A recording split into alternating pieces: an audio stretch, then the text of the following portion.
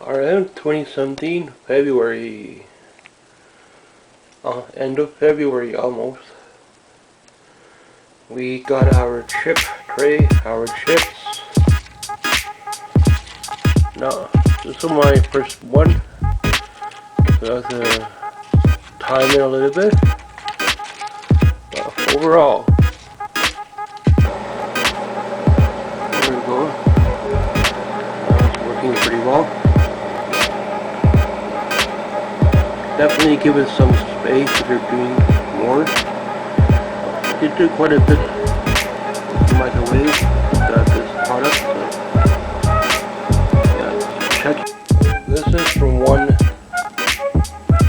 potato. So overall, they're a little bit soft, some of them, but can't get this any better. Make your own chips. If you're using this, make sure you're safe and use a good mandolin or something. So it also could be quite dangerous. Most dangerous kitchen tool I know.